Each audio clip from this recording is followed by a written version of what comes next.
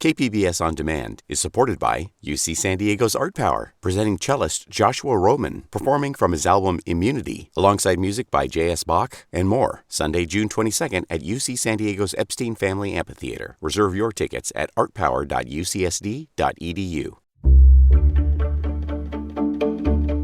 Good morning. I'm Matt Hoffman in for Annika Colbert. It's Thursday, March 24th. A new agency will soon power thousands of homes in San Diego. More on that next, but first, let's do the headlines. San Diego County is no longer requiring new hires to be vaccinated for COVID-19. The move announced yesterday also removes a requirement for the unvaccinated to be tested weekly. In a letter to employees, county officials say they made the decision based on declines in COVID hospitalizations and deaths. Health leaders have said that cases are still too high for our region. The changes are expected to take effect starting April 4th. Governor Gavin Newsom has a plan to counter rising gas prices. It starts with a $400 rebate for registered vehicles owned by Californians. That would be capped at 2 cars. That direct relief will address the issue that we all are struggling to address, and that's the issue of gas prices, not only here in our state, but of course all across this country. This direct relief is on top of the $10+ billion that we have distributed over the last year with the Golden State stimulus. The governor's $11 billion proposal also includes pausing a portion of the sales tax rate on diesel fuel and suspending the inflationary adjustment on the gas and diesel taxes. He also wants to offer free public transportation for the next 3 months. The proposal has yet to be approved by the state legislature. If it passes there, payments could start going out to San Diegans in July. For many students across the country, this weekend is the beginning of spring break. It's a time when thousands come to San Diego, and this year lifeguards say warmer weather has already led to more people at the beaches. In the coming days, lifeguards expect to see more visitors. Today, they're reminding residents and tourists to enjoy the beaches in a safe and responsible way. From KPBS, you're listening to San Diego News Now. Stay with me for more of the local news that you need.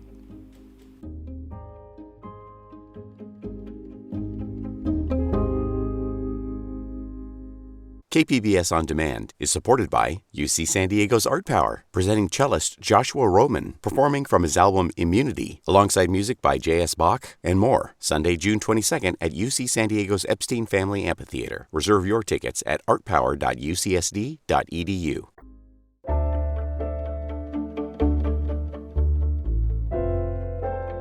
Thousands of San Diegans will soon be getting electricity from a new government agency. KPBS Metro reporter Andrew Bowen has more on what to watch out for on your energy bills. San Diego Community Power is a partnership between 6 cities plus the county government aimed at speeding up the transition to renewable energy. Over the next 2 months, the agency's customer base will grow more than tenfold as it enrolls homes in Encinitas, Chula Vista, and San Diego. Cody Hooven is SDCP's chief operating officer. She says bills will look mostly the same, except for the line item for electricity generation. And that piece that we control, our rates are about 2% cheaper this year, but they're also about 19% cleaner. So that power is 50% renewable power. Customers can compare rates and boost their home's electricity to 100% renewable on the agency's website. Andrew Bowen, KPBS News.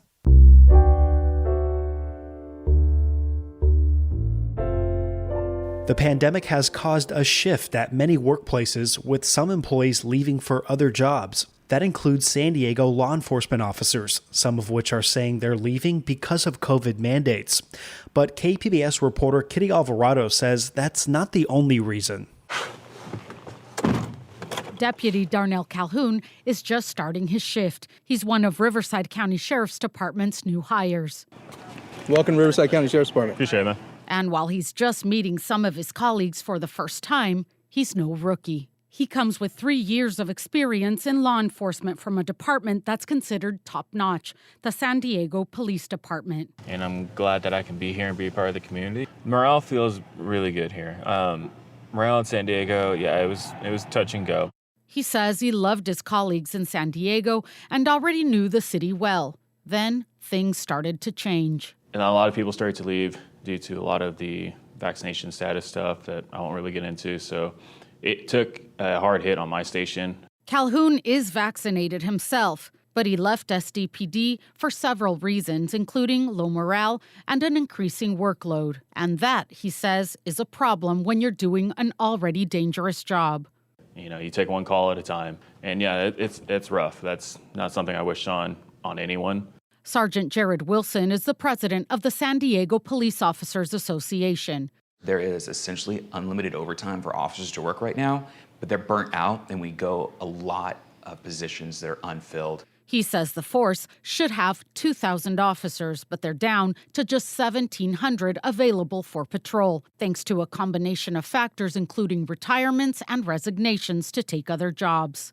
Our officers are hot commodities. Between 2006 and 2021, the San Diego Police Department hired and lost 2,400 officers and recruits. He says this is having an impact on crime. So far this year, homicide rates are up 80% over last year. I've never seen homicide rates skyrocket this quickly, this fast, in just the first 2 months of this year. Certainly not in my 15 years as a police officer. And response times are getting longer. A priority one call, which is something like a burglary in progress, a violent attack in progress, an assault, or a fight in progress, those response times are in excess of 30 minutes to get a police officer to you. I feel very, very bad for the other agencies. That's Riverside County Sheriff Chad Bianco. He says his department is reaping the rewards of officers leaving large city forces like SDPD. He says last year they hired fewer than 20 officers from other departments, and this year there's already more than 60 in some stage of the hiring process. Nearly 20 of them are from San Diego County agencies, already trained and ready to hit the streets. We are just overwhelmed at the level of experience and training that we're getting.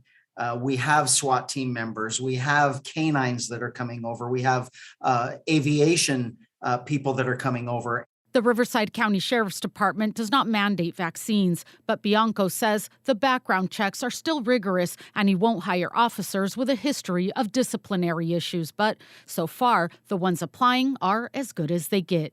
So far, that's all we are finding. We are finding stellar employees from these other agencies that are leaving simply because of the vaccine mandate at their agency, and we're quite frankly, we're getting a huge reward. Calhoun says he's glad to work closer to home and not have to commute 90 minutes one way. But he says San Diego could have done more to keep officers in its ranks. Obviously, if you bump everyone's pay up a little bit more, if you pay into their retirement a little bit more, things like that, that would go a long way as well. Union President Jared Wilson hopes a more competitive contract will stop the hemorrhaging and attract good officers. This isn't just about the vaccine mandates. That is the number one thing that pushed people out the door. But we also have vaccinated officers leaving now because they're underpaid and they're overworked. Kitty Alvarado, KPBS News.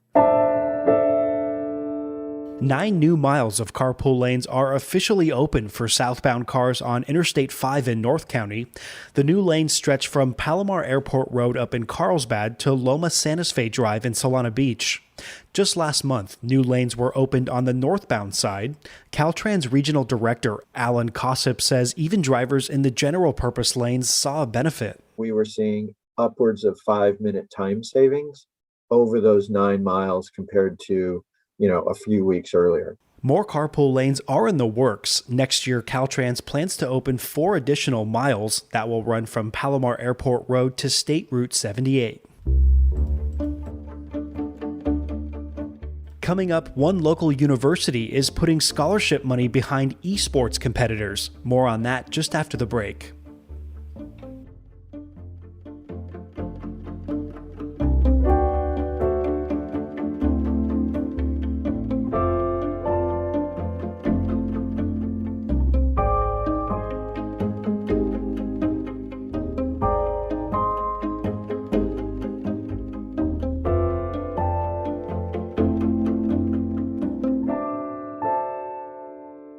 KPBS On Demand is supported by Splatero, helping homeowners pay off debt or for home improvements by offering streamlined access to your home's equity with no additional monthly payments or new debt. Splatero provides a lump sum payment in exchange for a share of your home's future value. Learn more at splatero.com.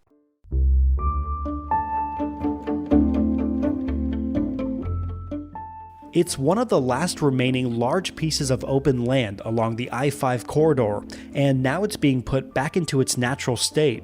KPBS reporter John Carroll has more on the restoration of the San Diegans Lagoon. It's easy to miss speeding by on Interstate 5, but just to the east of the Del Mar Racetrack and Fairgrounds sits the 87-acre San Diegans Lagoon. For years, it was used as agricultural land, but now it's being restored to natural wetlands and habitat. The project is a joint venture between Caltrans, Sandag, and the San Diegans River Park. It's to offset the effects of the new HOV lanes between Solana Beach and Carlsbad. Shauna Anderson is with the San Diegans River Park group that oversees the lagoon. It is the dream to restore the habitat back to what it was decades ago, tidal wetlands that open to the tides and provide habitat and recreational opportunities. The $87 million project is being paid for by Sandag and Caltrans. It should be finished by mid-2024. John Carroll, KPBS News.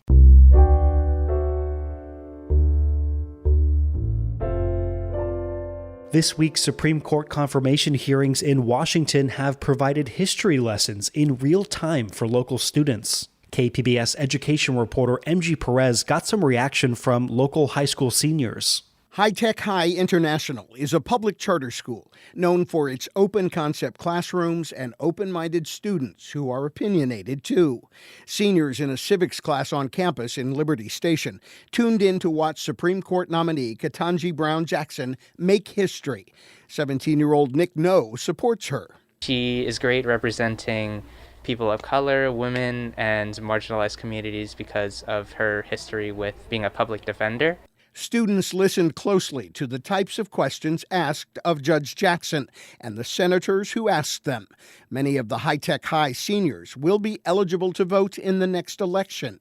MG Perez, KPBS News. Rising gas prices are forcing parents who rely on carpools to pay more.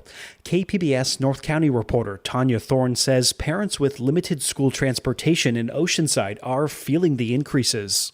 Every morning, Natalie Sanchez drives 4 teens to Cesar Chavez Middle School in Oceanside. That's because the district doesn't provide bus transportation, and many of the parents work early.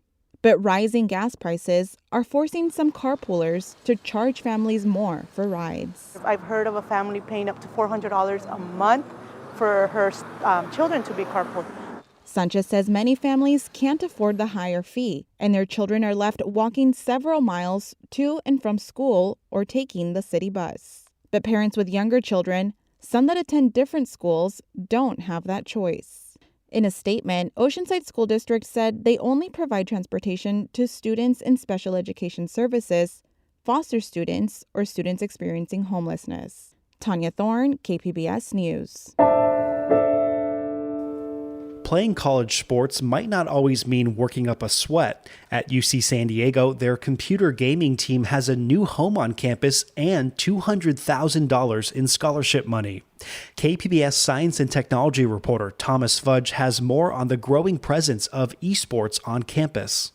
Rows of computer screens and padded high-back chairs mark the space where the UC San Diego esports team comes to train and compete. One person we met there on a weekday morning was varsity esports gamer Sam Duzin, who goes by the name Lava Blue. He was playing a game of Rocket League with his twin brother. Imagine rocket-propelled cars playing soccer. He was asked if esports is really a sport. Definitely, yes. There's practice, there's team commitment, you have to put in the work just like anything else. The esports team at UC San Diego was founded about 3 years ago.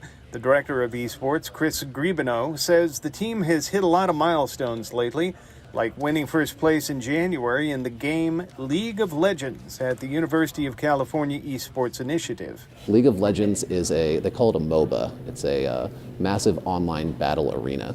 And so in that game, there are 5 people on each team controlling different champions with different abilities for the common goal of destroying the enemy team's nexus. There are about 100 students involved in the esports program at UCSD. They opened a new headquarters, the Triton Esports Center, on campus this month. And Recreation Department Associate Director Liz Henry says that's not all. Just this year, the administration put some serious cash into recruiting talent. Our chancellor committed $200,000 to esports scholarships, which is huge, and the students got to see that, and it's really pushing this momentum and support for these students not only to be academically successful, but to award them for their passion. Everybody's got a story about that passion. Sam Iberovich, her gamer name is Sam I Am, is the president of Triton Gaming, which existed prior to the esports team on campus. I would always look over my brother's shoulder when he played video games as a kid. My parents bought him a PlayStation back in the day, and I strangely became more interested in it than he was. And everybody's got a nickname. Josh Chow is the president of the esports team. He turns around to show the gamer tag on the back of his shirt. It's Lolo. And honestly, I just came up with it on a whim back in 3rd grade, and it's just stuck ever since. Esports may be a sport in fact, but it's still not official.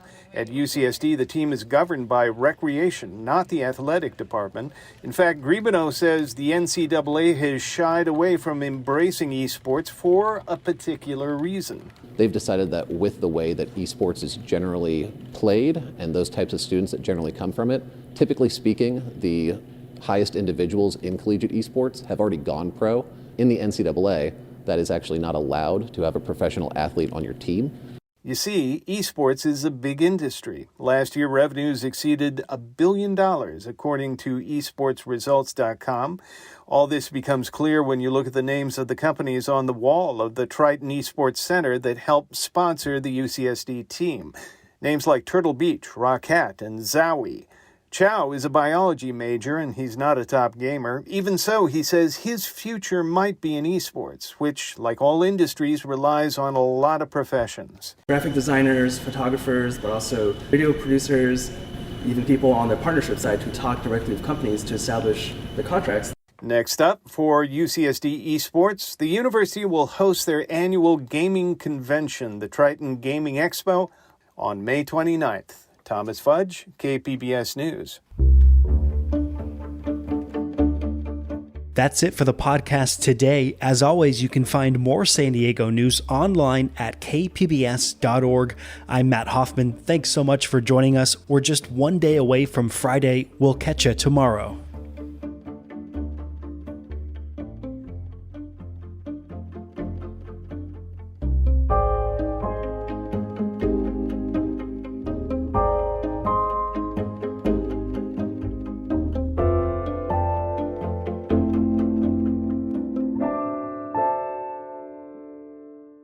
KPBS On Demand is supported by Splatero, helping homeowners pay off debt by offering streamlined access to your home's equity with no additional monthly payments or new debt. Splatero provides a lump sum payment in exchange for a share of your home's future value. Pre-qualification is available at Splatero.com.